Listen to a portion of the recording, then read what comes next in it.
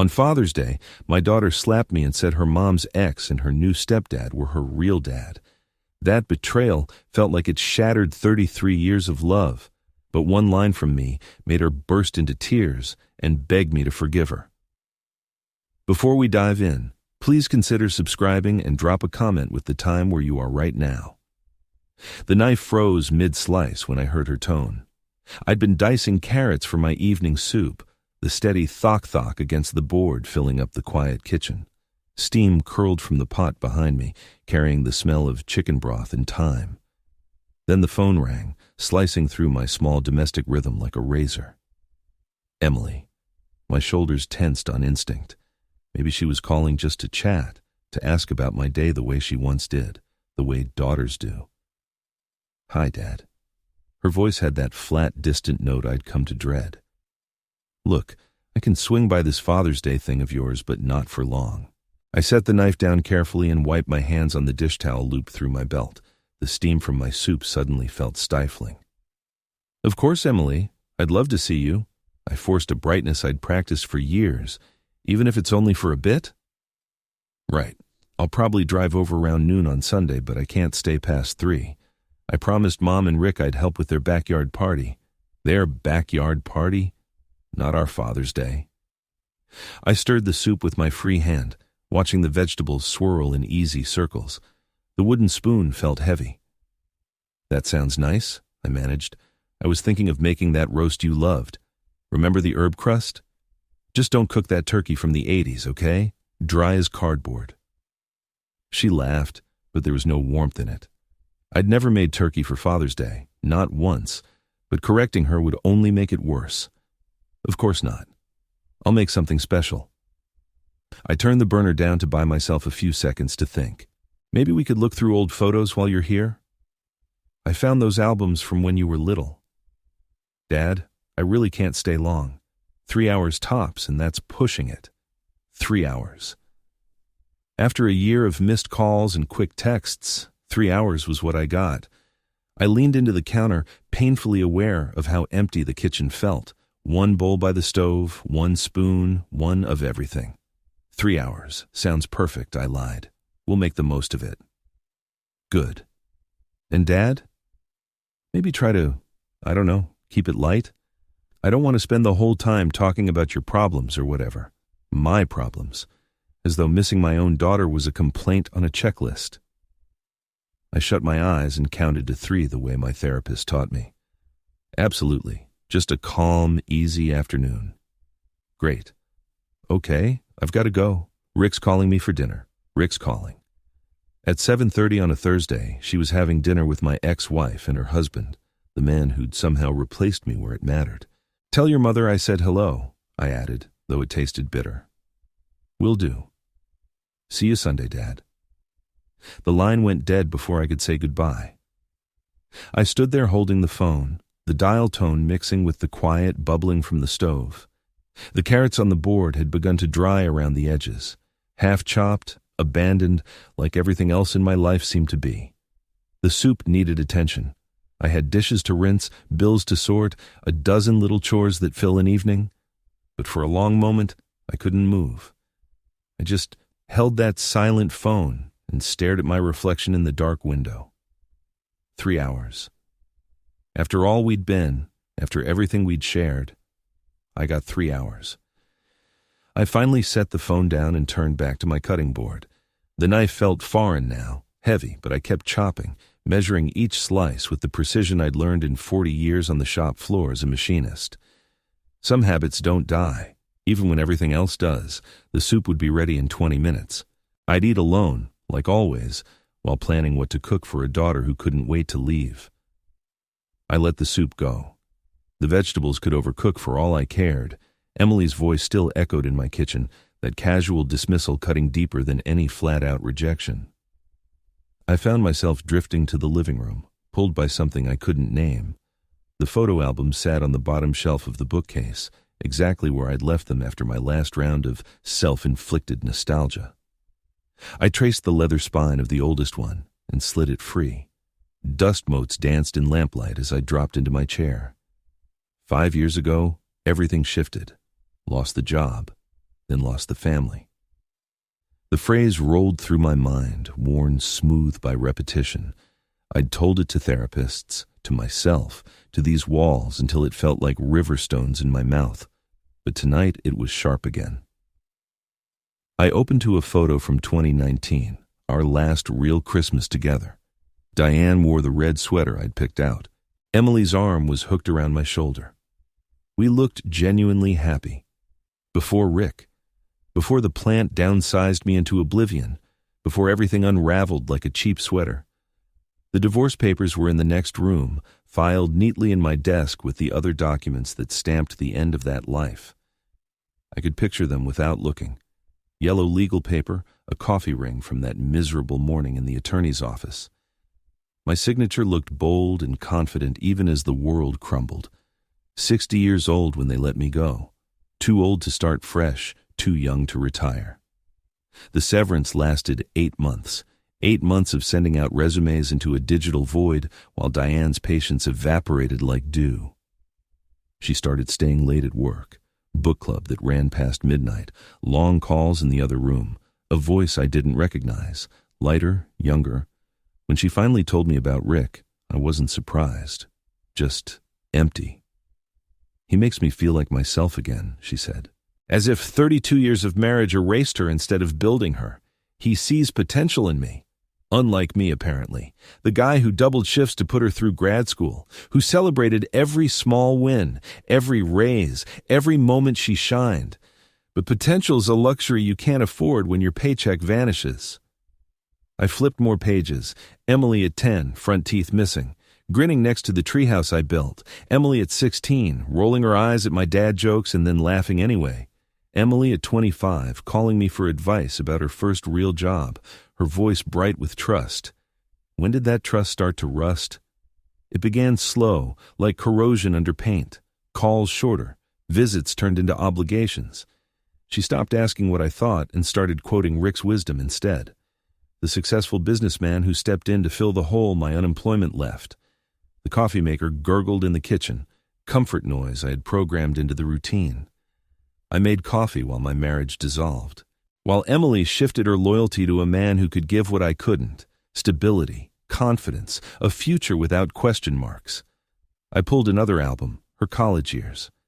In her graduation photo, she beamed between us, my arm around her waist, Diane holding her hand. We looked like a team, a family, unbreakable. 2 years later, Diane remarried. 6 months after that, Emily started saying bonus dad. The phrase twisted my stomach every time, as if fathers were replaceable parts you swap when the original breaks down. The legal folder felt heavy when I finally fetched it from my desk. Custody arrangements for an adult daughter, as if love could be scheduled. Property division that left me with half of nothing. Alimony numbers that assumed I'd land a job paying what I used to. I never did. The house settled around me with little creaks, a soundtrack to a 60-year-old man's solitude. I spread the photos across my coffee table like tarot cards, trying to read the future in faces that once looked at me with pure love. One picture made me stop. Emily at 7. Chocolate ice cream smeared on her cheek, her little hand gripping mine at the zoo. I was her hero then, her protector, her first and favorite person. Now I was a checkbox before more important plans, the faded father she tolerated out of duty. I gathered most of the photos back into albums with practiced care. But I kept the zoo picture, holding it up to the light. Emily's gap-toothed grin stared back, trusting, pure, completely mine. 3 hours on Sunday. I'd take what I could get. The zoo photo trembled in my hands as I sank deeper into the chair. She couldn't have been more than 7, chocolate across her cheek like face paint, her tiny fingers around mine while we watched the elephants. I remembered that day exactly. The baby elephant trumpeted, and she squealed. She insisted on riding my shoulders all the way to the car. "You're my superhero, Daddy," she yelled, arms wrapped around my neck. "You're the strongest man in the whole world. Strongest man." I almost laughed at the bitter joke. By 12, she was defending my beat-up Honda to kids at school. "My dad's car is vintage," she'd say, chin up like a little soldier. "It's got character." She got my stubborn streak, that refusal to back down when something mattered. High school brought new problems, but she still came to me first. Boys, applications, career dreams. I was her sounding board. Even when Diane called her plans unrealistic, Emily would find me in the garage, sit on the tool bench, and spread her hopes like blueprints. "You always believe in me, Dad," she said one late night, "even when I don't." I set the photo down and walked the house, touching things tied to those memories. The kitchen table where she did homework while I cooked. The living room corner where she scratched out violin scales until they became music. In my closet, I found the shoebox of Father's Day cards she'd made, construction paper hearts, crayon letters declaring me the best dad ever. Everyone signed with careful swirls like a royal decree from a 7-year-old. She used to call me her hero. Where did that little girl go? The answer lurked in newer memories I tried not to revisit. Emily at 28, comparing my advice to something Rick had said, and picking his. Emily at 30, asking me to help with her down payment while mentioning Rick had already covered most. Emily at 32, the first time she said he was more like a real father. That phrase landed like a punch. I'd raised her from 2 when Diane and I adopted her from foster care, taught her to ride a bike, sat through school plays, stayed up nights through fevers, nightmares, and heartbreak. But in 3 short years, a man who bought his way into our lives felt more real than the father who loved her for 3 decades. The kitchen timer chimed. The soup was probably ruined. I couldn't care less. I was drowning in the careful dismantling of everything I thought permanent. Rick had resources I never had, money for trips, connections for her career, the kind of social ease that comes from never doubting your place. When Emily earned her MBA, he threw her a party at his golf club. When she got promoted, he took her to restaurants I couldn't pronounce, much less pay for. I gave what I had, home-cooked dinners, long walks, steady presence, but steadiness doesn't photograph well. The drift sped up after the layoff. Her calls got shorter, visits more perfunctory. She'd show up for holiday dinners and spend them texting, juggling calls from her bonus family about better plans. I became the opening act.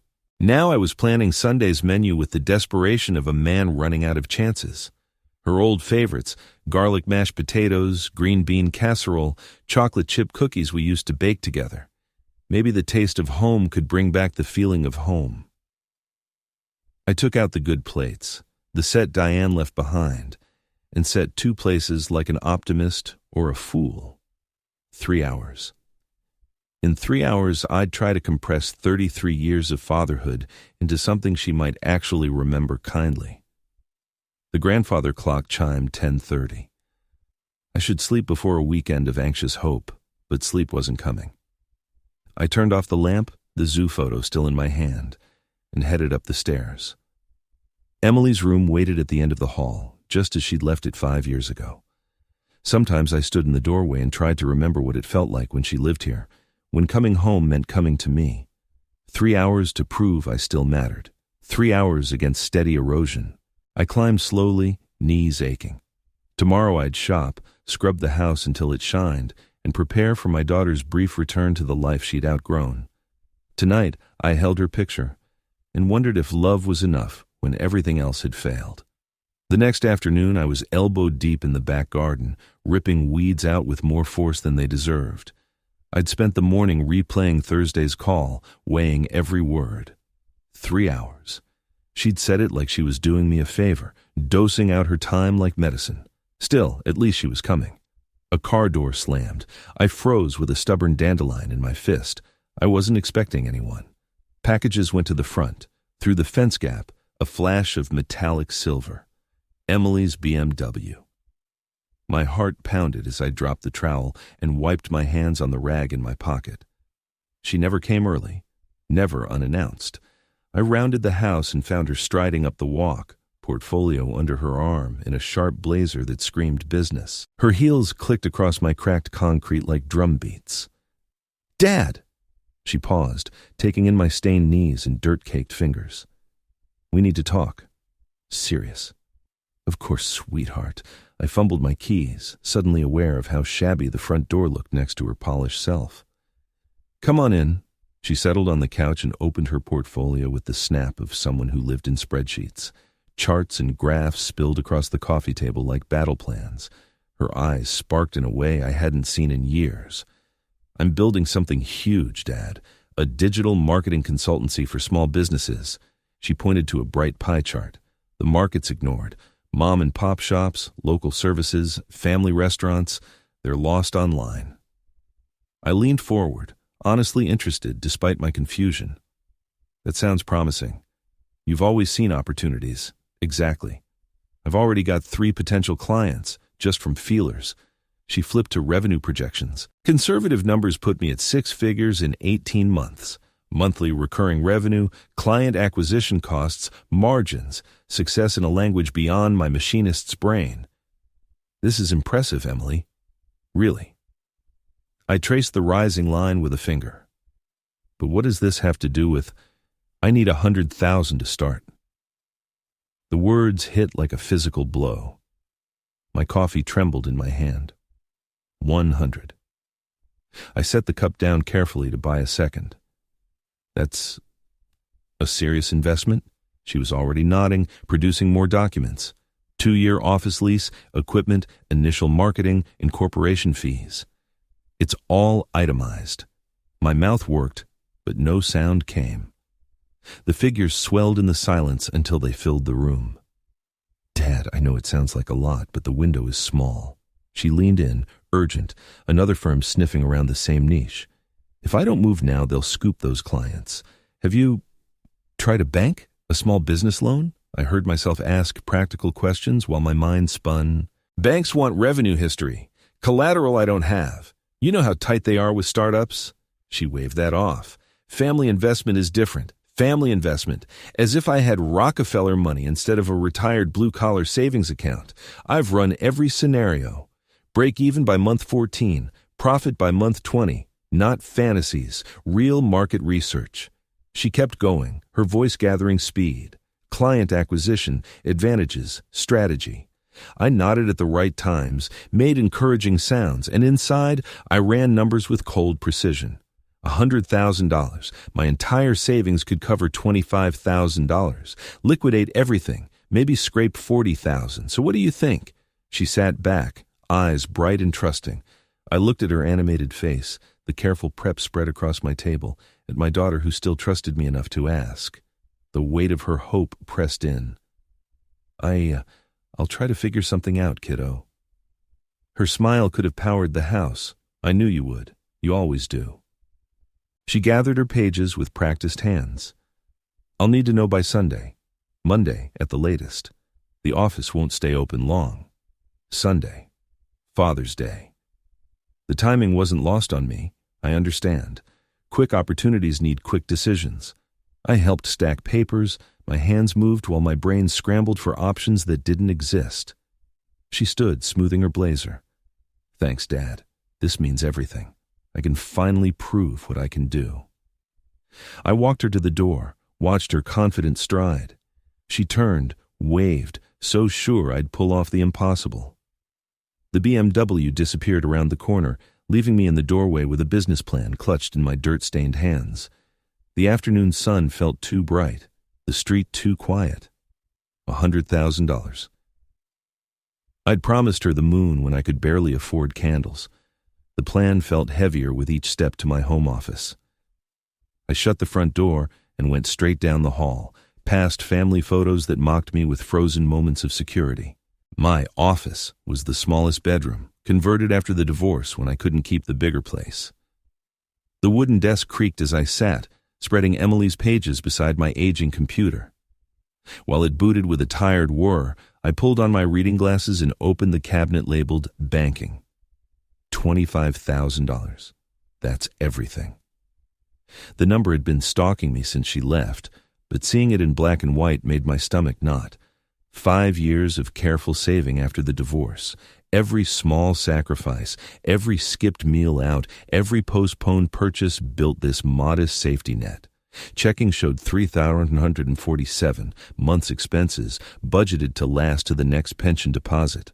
Savings, 18,150, my pride and shield against emergencies. In the little safe behind my desk, $300 in cash for when the banks closed. Total liquid, 24,197. Round up, 25,000, 75,000 short. I pulled up my retirement account and waded through the slow load. 127,000 stared back as reachable as the moon. Early withdrawal would eat nearly half, and I'd have to explain hardship to the IRS. My old calculator clicked as I ran numbers that wouldn't budge. Home equity, maybe $85,000, but selling would take months and leave me nowhere to live. My Honda, maybe $8,000. The furniture Diane left, maybe a couple thousand. Even if I sold everything, I'd be short. I opened each account again, double-checking balances I already knew by heart. The internet lag made each page load feel like a judgment. Every number agreed with the fear I felt the moment she said those 3 words. 100,000 was beyond me. Late afternoon light slanted through the small window, catching dust above the stacks of statements. I'd once been proud of these modest accounts. After losing almost everything in the split, building back to 25,000 felt like a win. Now it felt like failure. I remembered opening that savings account 5 years ago, the teller congratulating me on a fresh start. Each deposit was deliberate, $200 here, $500 there, birthday checks from distant cousins, occasional consulting over time. Watching it grow from zero gave me back a slice of dignity. It used to impress Emily too. $5,000 for her first car down payment, $3,000 for deposits on her first apartment, even $1,000 felt generous and earned long calls of thanks. That was before Rick, before she saw what big money can do. I picked up the landline and stared at the keypad, not sure who to call. My contact list shrank along with everything else after the divorce. Old co-workers scattered by layoffs, neighbors I barely knew, family with their own struggles. The safe behind me held more than cash: house title, insurance, my dad's will, proof of ownership for everything I still had. Even together, they couldn't bridge the gap between my daughter's dream and my reality. This morning's coffee sat cold by the keyboard, a ring staining the wood. The wall clock ticked toward 5, every second pushing me closer to Sunday's deadline. I rubbed my eyes beneath my glasses. The numbers blurred, but the math stayed cruel. 25,000 immediately. Maybe another 10,000, 15,000 if I sold and took penalties. Still impossible. But I'd promised Emily I'd figure something out. She drove away confident I'd make miracles the way dads are supposed to, the way I did when the problems were smaller and solvable. I wrote the numbers on a legal pad, hoping my handwriting would reveal an angle I'd missed. $100,000 needed, $25,000 available, $75,000 gap. On paper, the gap looked wider. Saturday morning found me at the kitchen table with strong coffee, a contact list, and fading hope. I'd spent Friday listing everyone who might help. I drove up the street to my house and noticed Molly's car was in her driveway. I started to park on the road in front of my side of the house so I wouldn't have to deal with Molly. As I was unpacking, Molly knocked on my front door. "You're back." "Yes, that's me. May we discuss?" "Fine. What is it you wish to discuss?" "May I come in?" "No, you're not allowed on my side. Let me make it clear. This is my space, and you aren't welcome on this side. Ever." Molly looked really stunned as she stared at me a second before she turned to head back to her side. The reality that was going to hit her was not me living on her side of the duplex. We sat at her kitchen table. "Leo, I love you and want things back the way they were." "Not going to happen." "Why not?" "Because if you hadn't noticed, you did things that irreparably changed what I think about you. It doesn't have to be this way." It really, really does. There's just no undoing what you did and how I feel about it. But I love you. I took a deep breath to collect my thoughts. "All right, let's say we are on a date, as boy and girlfriends, out together with our friends.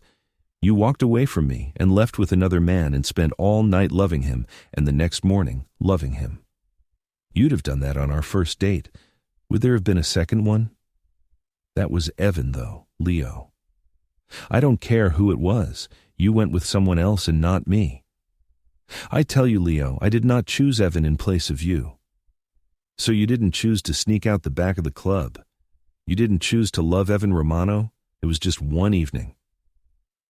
You had your whole life to show me how much you love me. The moment some more famous came around and talked to you, I was now leftovers. Does this mean I got to keep you away from all the famous athletes, all the famous actors, all the famous politicians? You know there is a marathon this weekend. Are you going to love the winner? Leo, it's not fair.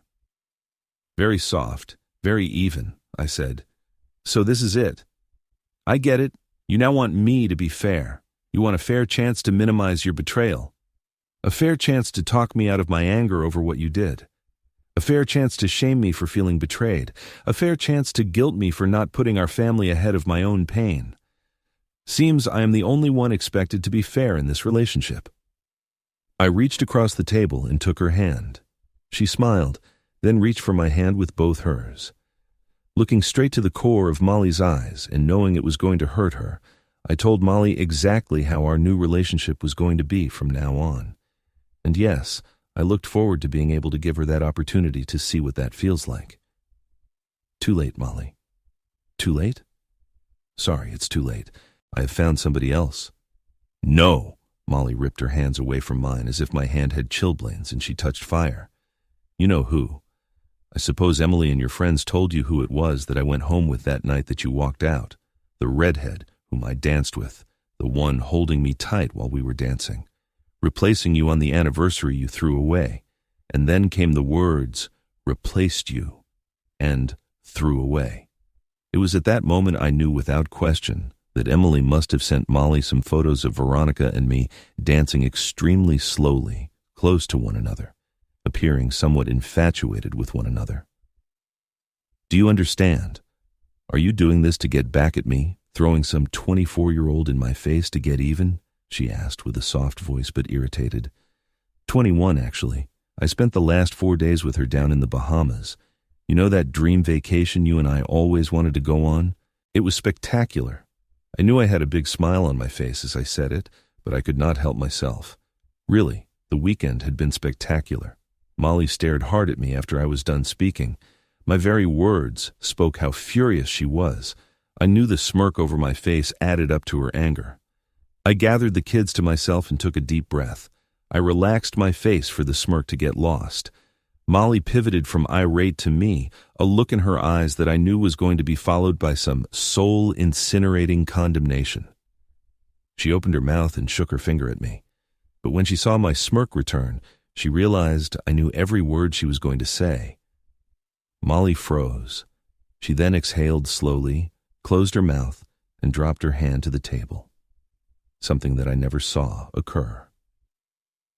We sat there silently, facing each other. So she knew how Molly was going to look at me, to yell at me, to fry me to a crisp, to put me in my proper place for what I had done. But then she's figured out that she'd lost all the moral high ground. All the purchase she was so accustomed to having in our relationship pivoted on love and trust. The very love and trust she had so easily debased in exchange for one night of passion.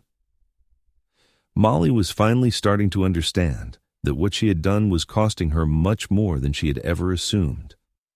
I am sure she thought it that night as she decided to sleep with Evan that she was cashing in a few chips from all those years of us being together. She was finally beginning to understand that she had bet everything on a long shot. Molly just sat there, saying nothing, looking at her two hands clasped over the tabletop. "It does not matter," said she. "I love you still." "Yes, you just keep saying that, Molly. Your love is something special.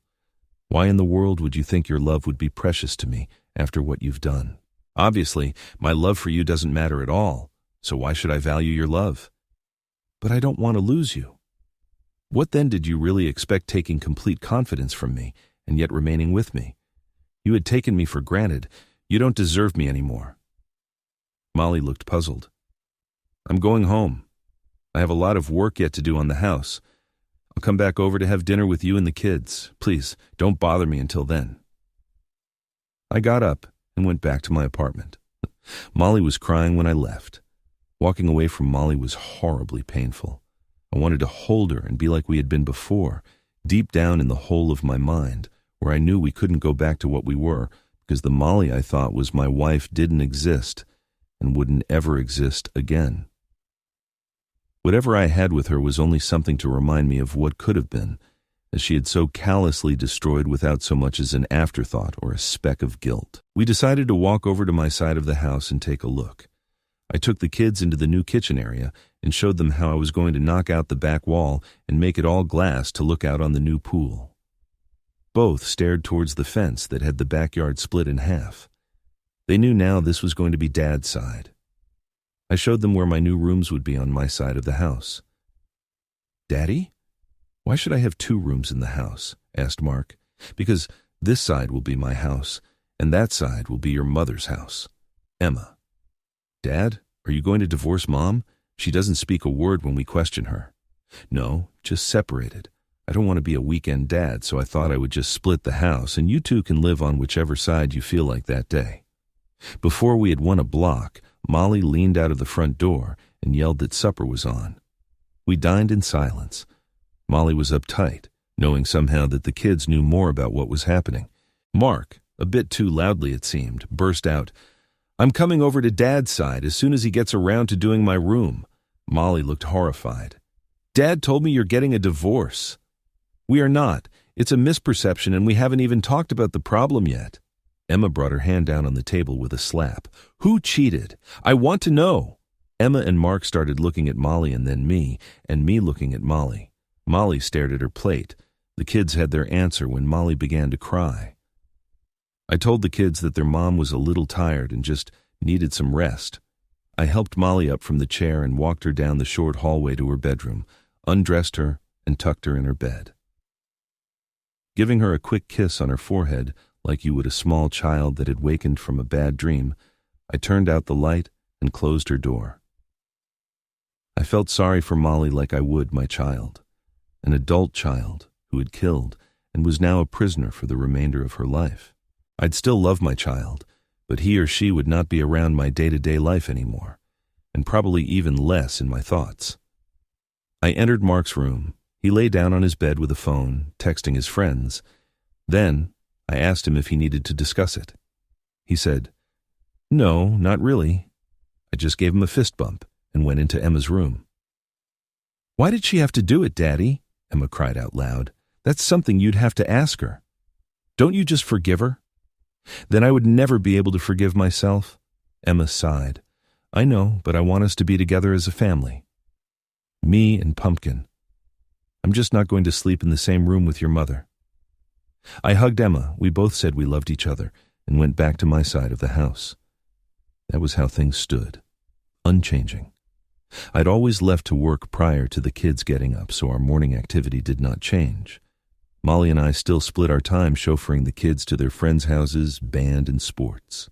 We still had our normal family dinner together when we could on Molly's side of the house. Molly made at least one attempt a week to talk about the issues, but I shut her down by telling her I didn't want to talk about it. The other pretty glaring behavioral change was school events. I never stood or sat next to Molly during the school functions for our kids. If Molly actually sides up next to me, I would make a beeline to the bathroom, but as soon as I turned around, I would sit or stand somewhere else. And I was never left alone for long because at least one of the single or divorced women we knew would be standing near me before long. And yes, they always would ask, and it was separated. The following month, I bought new clothing, new appliances, new kitchen cabinets, and new furniture for my side. My side was now a slick new bachelor pad complete with a giant TV and a new entertainment system. Molly tried to quiz me when I bought a new top-end convertible about our finances. "Leo, but can we afford all of these? This car must cost him a fortune." "Well, Molly, my car was 8 years older than yours, and I needed a new one. You always bought a new car twice as often as me, so I just put a few of those missed years into my new car. As for all the other new stuff, you really didn't expect for me to live in a hovel, did you? And the furniture? I thought that I was being considerate by not making you give up any of the beloved furniture you bought to decorate your house. As such, I would have happily sold the furniture to him. Well, I never did like your taste in furniture anyway. You never said anything before?" I never said anything before because I wanted you to be happy and it wasn't a big deal to me." I let her reflect on that statement for a few moments. "Don't you worry, we have enough money. The house is paid for, and when the kids move out, my side will be too big for my needs anymore. I'm going to rent my side of the house to get added income, so money won't be a problem." Molly gave me her best smile, her "someone is going to get lucky tonight" smile, and reached out to squeeze my shoulder. "I'm not complaining. I like your new car. You've been working out and you look hot in your new clothes." "Thanks. I can't take all of the credit. Mark and Emma were begging me to get the convertible so they could drive it. Veronica helped me pick out my new wardrobe and all my new furniture. We have very similar tastes." At the very name of Veronica, Molly's smile lost its brilliance and her hand fell from my shoulder. "I was just wondering," she said, turned and started off. Still, I did not mean it to be in Molly's face with Veronica becoming a big part of my life. I then noticed that now the thoughts of Veronica were pretty much all-consuming and thoughts of Molly's feelings remained on the back burner. Veronica began to be a regular on my side of the house. Mark and Emma had begun to spend most of their time on my side by now. In fact, Mark had moved over completely to my side as his main bedroom. Emma, who had been spending more time on Molly's side, was increasingly hanging out with Veronica. Veronica seemed to have adopted Emma as her cool elder sister. Soon, Veronica was spending every weekend and most weeknights at my place. The only protest Molly made was when I insisted that Veronica come with me to our family dinner a second time. Polite as she was, it was very clear that Molly wasn't looking forward to this becoming routine. The next morning on my way to work, Molly trapped me. "Leo, I'm happy for you that you are becoming social, but one thing, will you please not bring your girlfriend around our dinner time? This should be the time when all of us could be a family with the kids." "Okay, I won't come over for dinner from now on when Veronica does, but the kids are always invited to dinner with me and Veronica if they want to come." "It's not fair, Leo. This is the only time our family gets to be together." "So, again, we're doing the right thing, Molly." "Well, the truth is that Veronica is becoming a massive part of my life, and I want her to be included more. Not that there's a problem with Veronica. She gets along great with the kids. I don't think it's fair on Veronica, on me, or on the kids for Veronica not to come along to our family dinner. If you want to exclude her, you're going to be excluding me too. But Leo, Molly, your fare has always been you getting your way, screw how I feel. I bet you thought you were being fair when you snuck out that back door to go love Evan Romano." It was marvelous how lightly Molly thought she could trifle with me again so soon as we were not under the same roof. She still thought she could have her lever on me, beyond anything touching the kids' welfare. "You threw fair out the window that night, Molly. So if you don't like it, fair would be if we have all the dinners on my side and I'll let you visit when we have them. Veronica is an excellent cook and loves to do it." Teary-eyed, Molly said, "I'm sorry I brought it up. Veronica is more than welcome any time she wishes to come to dinner." When the pool and jacuzzi were finally done, Mark especially liked having Kim, Christy, and Susan come over to hang out at the new pool. They flirted with Mark shamelessly. I know they were having a friendly contest to see who could make him blush the brightest. But the first thing they started competing at was who can wear the smallest and skimpiest swimsuits. At last, Christy could not compete anymore because of her full bust, and nothing too small for them, or they would pop out. However, Christy won when she kissed Mark in the pool by pressing her big breasts onto him. Mark really couldn't get out of the pool for at least 10 minutes, even though the water was so cold. Mark turned out to be the one who won, hands down. That was when Mark got bolder with girls, and soon he got a girlfriend at school. The moment they saw Mark's girlfriend, they stopped flirting with Mark and treated his girlfriend as the luckiest girl in the world. Veronica has some great friends. And no, I never let Molly come over to my side of the house, and I did not want Molly messing up my relationship with Veronica. But then, a couple of years later, Veronica graduated, and we broke up. I could see it in her face after a while of going out together when we finally went to Susan's wedding. I knew that because of our age difference, I would soon have to be her sugar daddy. It didn't bother me, but I knew it did her. Not that things were bad between us. We got along great, spent each and every weekend together, and I met most of her family. We did take a lot of vacations together, sometimes with the kids. When she mentioned anything about moving in, I showed her the engagement ring I was planning on offering her. She said she was flattered to be asked, but wanted to give the family thing a shot.